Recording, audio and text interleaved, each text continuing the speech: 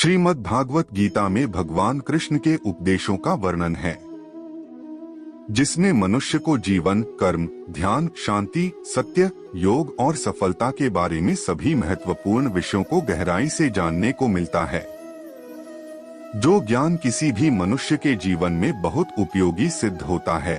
श्रीमद् भागवत गीता में भगवान श्री कृष्ण ने अपने शिष्य अर्जुन को कुरुक्षेत्र में न केवल ज्ञान की बातें बताई, उसके साथ ही जीवन जीने की कलाओं के बारे में भी बताया है।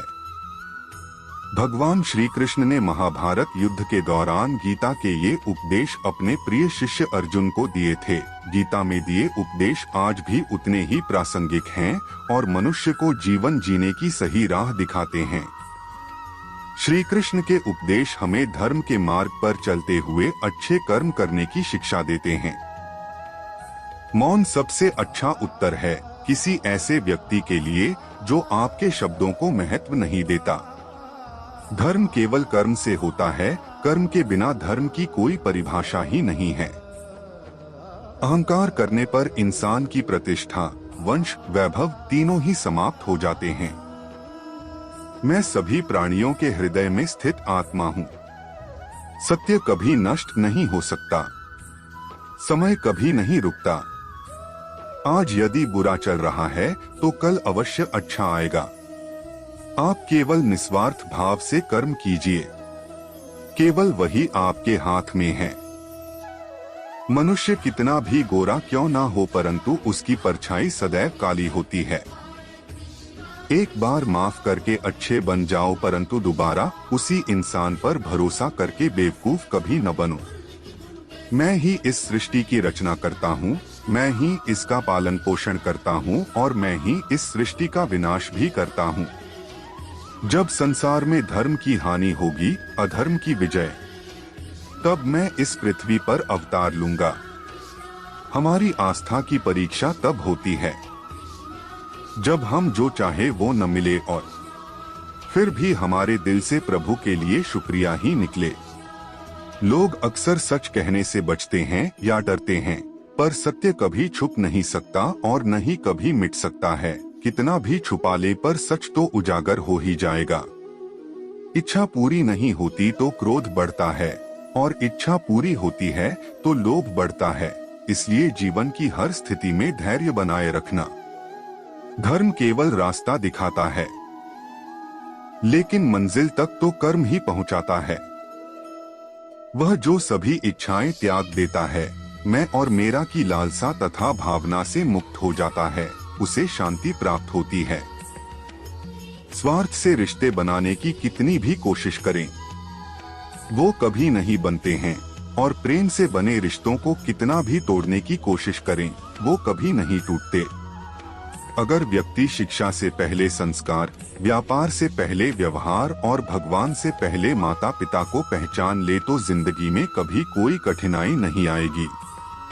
जिस मनुष्य ने जवानी में बहुत पाप किए हैं, उसे बुढ़ापे में नींद नहीं आती। जो कुछ हुआ अच्छे के लिए हुआ, जो हो रहा है अच्छे के लिए हो रहा है, जो होगा वह भी अच्छे के लिए ही होगा। मेरे लिए न कोई घृणित है और न ही कोई प्रिय, न कोई निर्धन है और न ही कोई धनी। बस जो भक्ति भाव के साथ मुझे याद करते हैं, मैं उनका हूँ और वो मेरे।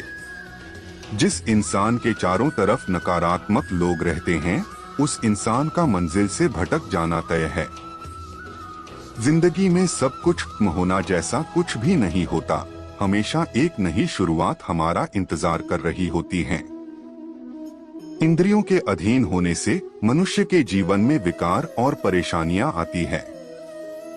सुख दुख का आना जाना सर्दी गर्मी के आने जाने के जैसा ही है, इसलिए इन्हें सहन करना सीखना ही उचित है।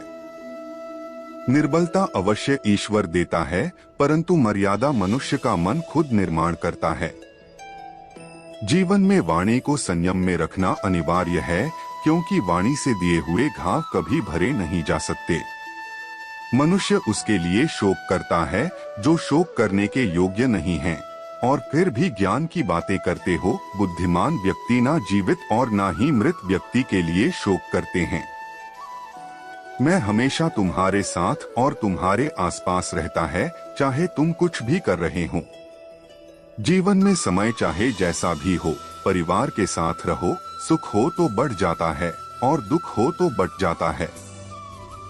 मोहग्रस्त होकर अपने कर्तव्य पथ से हट जाना मूर्खता है, क्योंकि इससे ना तो तुम्हें स्वर्ग की प्राप्ति होगी और ना ही तुम्हारी कीर्ति बढ़ेगी। गीता में श्री कृष्ण कहते हैं, केवल डरपोक और कमजोर लोग ही चीजों को भाग्य पर छोड़ते हैं, लेकिन जो मजबूत और खुद पर भरोसा करने वाले होते हैं वे कभी भी नियति या भाग्य पर निर्भर नहीं रहते। गीता के अनुसार सिर्फ दिखावे के लिए अच्छा मत बनो, वो परमात्मा आपको बाहर से नहीं बल्कि भीतर से भी जानता है। श्री कृष्ण का कहना है कि मुश्किलें केवल बेहतरीन लोगों के हिस्से में आती है, क्योंकि वही लोग उसे बेहतरीन तरीके से अंजाम देने की ताकत रखते हैं। जो सरलता से मिलता रहे उसका महत्व नहीं रह जाता। अक्सर खो देने के बाद समय, व्यक्ति और संबंध के मूल्य का आभास होता है। आप खुश हैं या दुखी, यह दोनों आपके विचारों पर निर्भर है। अगर आप प्रसन्न रहना चाहते हैं तो आप हर हाल में प्रसन्न ही रहेंगे।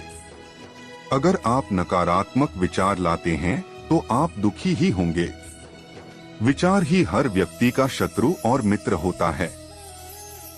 गीता में बताया गया है कि वासना, गुस्सा और लालच तीनों चीजें नरक के द्वार हैं। अगर आपको सुखी रहना है तो आपको इन तीनों चीजों से दूर रहना चाहिए। गीता के सार में बताया गया है कि अगर कोई व्यक्ति बुद्धिमान है तो उसे समाज की भलाई के लिए भी काम करना चाहिए। ऐसे व्यक्ति को बिना किसी स्वार्थ के समाज के लिए भी योगदान देना चाहिए। धरती पर मनुष्य का जन्म किसी विशेष उद्देश्य के लिए होता है और जो उस कर्म से वंचित रहता है उसे मोक्ष नहीं मिल पाता है। कोई भी दुख इस संसार में इतना बड़ा नहीं है जिसका कोई उपाय न हो, लेकिन मनुष्य प्रयत्न ही नहीं करना चाहता, वह जल्दी ही हार स्वीकार कर लेता है। क्रोध जब सवार होता है तो शांत व्यक्ति भी शेर बन जाता है और वह अपने पराये का भेद भी नहीं समझता है। क्रोध के आघोष में आना व्यक्ति की दुर्बलता, कमजोरी है और क्रोध को नियंत्रण कर पाना किसी शक्ति का परिचायक है। जरूरी नहीं कि क्रोध मूर्खों के हृदय में ही बसता है। यह एक ऐसी कुबुद्धि भाव है जो ऋषि मुनियों को भी नहीं छोड़ती। क्रोध करना और स्वतः आना एक ऐसा संयोग है। आप जितना अधिक क्रोध करेंगे आपकी जिंदगी उतनी ही उलझती चली जाएगी, सुलझने वाली नहीं है। शास्त्रों में कहा गया है कि क्रोध समस्याओं का समाधान नहीं है, बल्कि यह नई समस्याओं का जन्म देने वाला है। क्रोध एक बहुत बड़ा अवगुण है। जितना अधिक होगा ज्ञान उतना ही शून्य होता जाएगा और सफलता में भी बाधक बनेगा। समय की गति को जो निरंतरता देता है वही व्यक्ति जीवन में सफल होता है। जो भी समय का सम्मान करता है, समय भी उसका सम्मान करके उसे उसके लक्ष्य तक पहुंचाता है। इसे व्यर्थ गंवाना मूर्खता है। समय वह सीढ़ी है जो आगे बढ़ने वालों का रास्ता सुगम और पीछे हटने वालों का रास्ता दुर्गम बना देता है। पैसों के बिना भले ही जीवन अधूरा हो सकता है, किंतु समय के बिना कोई भी काम पूरा नहीं होता। जहां समय का बेहतर ढंग से प्रयोग होता है, वहां धन का कभी भी अभाव नहीं होता है। सफल हुए व्यक्तियों से सीख लो कि उन्होंने समय को किस भाव से समझा जो हम न समझ पाए। खुद को इतना बुलंद करो कि समय भी आपसे वजह पूछे।